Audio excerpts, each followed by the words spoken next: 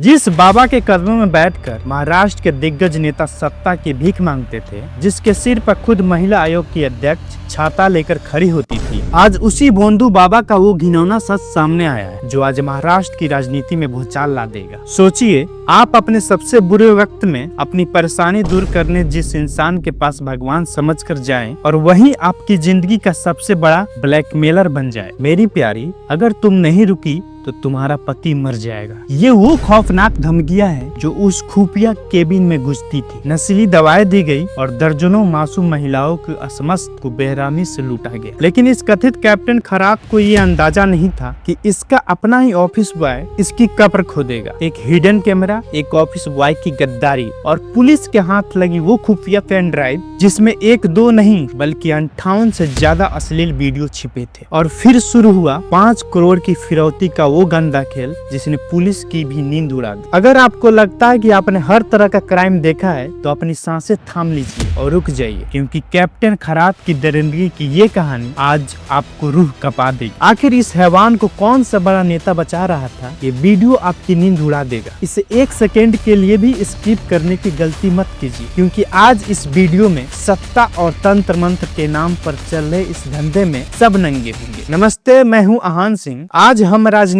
तंत्र मंत्र और एक ऐसे काले साम्राज्य की बात करेंगे जिसने पूरे महाराष्ट्र को हिला कर रख दिया है। क्या आप विश्वास करेंगे कि जिस बाबा के पैरों में महाराष्ट्र के दिग्गज नेता गिरते थे वो असल में एक हैवान था। एक ऐसा भोंदू बाबा जो महिलाओं को अपनी केबिन में बुलाता था, उन्हें नशीली दवाएं देता था और फिर उनके साथ वो करता था जिसे सुनकर आपकी रूह कांप जाएगी। हाँ, मैं बात कर रहा हूँ कथित ज्योतिषी कैप्टन अशोक खरात की। वो कैप्टन जो अब पुलिस की गिरफ्त में है, जिसके ऑफिस में 58 अश्लील वीडियो मिले हैं। लेकिन ये हैवानियत कैसे सामने आई? कैसे एक ऑफिस बॉय ने इस कैप्टन की फील्डिंग लगा दी? आखिर और कौन कौन से बड़े नाम इस दलदल में फंसे हैं? इस वीडियो में हम इस पूरे स्कैंडल की एक एक परत खोलेंगे। अगर आप सच जानना चाहते हैं तो अभी इस वीडियो को लाइक करें और अंत तक जुड़े रहें, क्योंकि ये कहानी किसी बॉलीवुड थ्रिलर से कम नहीं है। सबसे पहले ये समझिए कि ये अशोक खरात आखिर था कौन। नासिक के पॉश इलाके कनाडा कॉर्नर में इसका एक आलीशान ऑफिस था। यहाँ ये पूजा पाठ, ज्योतिष और तंत्र मंत्र का ढोंग रचता था। लोग इसे कैप्टन कहते थे, लेकिन इसका असली पावर ज्योतिषी विद्या में नहीं, इसके पॉलिटिकल कनेक्शन में था। सुनिए, ये कोई आम बाबा नहीं था। जब एकनाथ शिंदे महाराष्ट्र के मुख्यमंत्री थे तब वो खुद अपना हाथ दिखाने इस खरात के पास गए थे। और इससे भी ज्यादा चौंकाने वाली बात,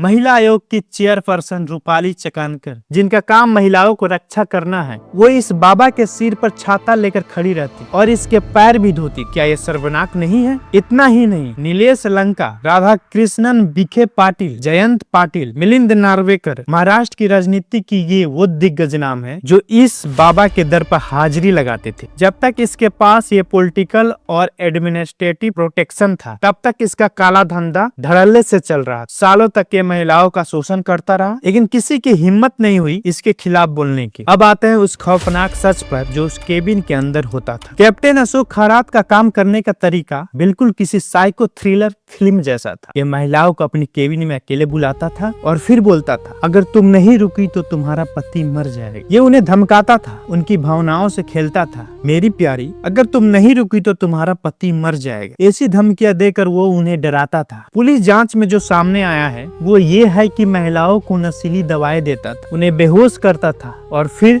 उनको टॉर्चर करता था, यौन शोषण करता था। और सबसे घिनौनी वाली बात तो ये है, वो इन सब करतूतों का वीडियो भी बनाता था। पुलिस रेड में एक पेन ड्राइव भी मिली है जिसमें 58 आपत्तिजनक वीडियो हैं और खबरों की माने तो पूछताछ में खरात ने कबूला है कि वीडियो की संख्या 100 से ज्यादा हो सकती है। इनमें से 2 वीडियो सोशल मीडिया पर वायरल हो चुके हैं, जिनमें वो अपने ऑफिस में औरतों के साथ गाली गलौज और अभद्र व्यवहार करता दिख रहा है। ये स्कैंडल सालों से चल रहा था और ये बाबा अपने कनेक्शन के दम पर बचता आ रहा था। लेकिन कहते हैं ना, पाप का घड़ा एक ना एक दिन भरता ही है। और इस कैप्टन का घड़ा फोड़ा उसके अपने ही ऑफिस बॉय नीरज जादव ने। नीरज यादव खरात के ऑफिस में काम करता था। उसे खरात की सारी काली करतूतों का पता था। एक दिन नीरज को पता चला कि खरात के ऑफिस में सीसीटीवी में वो सारे वीडियो रिकॉर्ड हो रहे हैं जो वो महिला के साथ करता है। नीरज एक सच्चा आस्तिक था, जैसा कि वो दावा करता है, और ऑफिस में उसकी आसानी से एंट्री थी। दिसंबर में उसने चुपके से वो सीसीटीवी फुटेज चुरा ली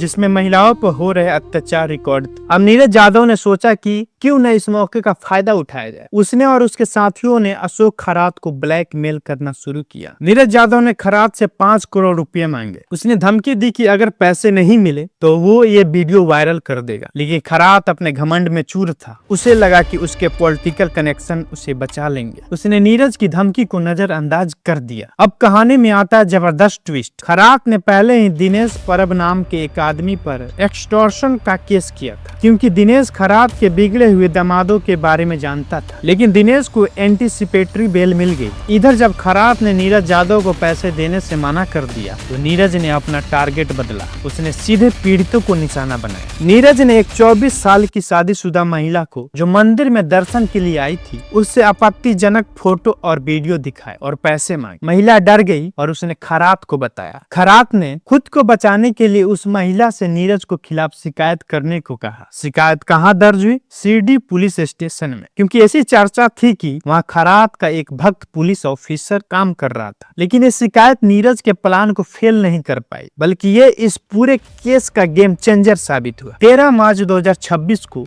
सीनियर लेवल के ऑर्डर पर एक एसआईटी बनाई गई, जो शिरडी में रजिस्टर्ड रिश्वतखोरी और क्राइम की जांच कर रही थी। और यहीं ये खरात कांड की परतें खुलने लगी। उधर नीरज ने नासिक के सिडकू इलाके में रहने वाली एक और पीड़ित महिला का वीडियो उसके जीजा को भेज दिया। उसे उम्मीद थी कि वहां से पैसे मिल जाएंगे, लेकिन उस महिला के जीजा ने हिम्मत दिखाई और महिला को भरोसा दिया। वो महिला सरकारवाड़ा पुलिस स्टेशन पहुंची। वहां उसने कैप्टन अशोक खरात के खिलाफ 3 साल तक चले टॉर्चर और यौन शोषण की शिकायत दर्ज कराई। इस बार खरात के पॉलिटिकल कनेक्शन काम नहीं आए। गिरफ्तारी का ऑर्डर सीधे ऊपर वालों से आया। 17 मार्च की देर रात नासिक पुलिस ने खरात को गिरफ्तार करने का एक जबरदस्त प्लान बनाया। पुलिस ने एक नकली एंट्री की। खरात के घर में एक कुत्ता घुस गया और ऐसा माहौल बनाया गया जैसे घर में कोई चोर घुसा हो। घर में सब भागने लगे। अफरा तफरी मच गई। पुलिस ने सारे रास्ते ब्लॉक कर दिए और कथित कैप्टन अशोक खरात को उसके अपने बेडरूम से घसीट कर बाहर निकाला गया। उसे गिरफ्तार कर लिया गया। इसके बाद जब उसके ऑफिस में रेड मारी गई तो पुलिस के होश उड़ गए। एक पेन ड्राइव जिसमें 58 अश्लील वीडियो, 2 लैपटॉप, करीब 8 लाख कैश, एक पिस्टल और जिंदा कारतूस, प्रॉपर्टी के डॉक्यूमेंट्स। खबरों के मुताबिक पुलिस ने ये सब जब्त कर लिया है। अब अशोक खरात 24 तारीख तक पुलिस कस्टडी में था। एसआईटी जांच कर रही है। 3 क्राइम की जांच पूरी स्पीड से चल रही है। सरकारवाड़ा पुलिस स्टेशन में टॉर्चर और यौन शोषण, वाबी पुलिस स्टेशन में एक्सटॉर्शन, शिरडी पुलिस स्टेशन में अश्लील फोटो वायरल करने की धमकी। लेकिन इन सब में सबसे बड़ा सवाल अब नीरज यादव पर खड़ा हो रहा है। क्या नीरज ने ये फोटो या वीडियो किसी और को भेजे? क्या उसने ये वीडियो बेचे? क्या उसने पीड़ित महिलाओं पर हुए अत्याचार की मार्केटिंग की? क्या नीरज यादव सिर्फ एक ब्लैकमेलर था या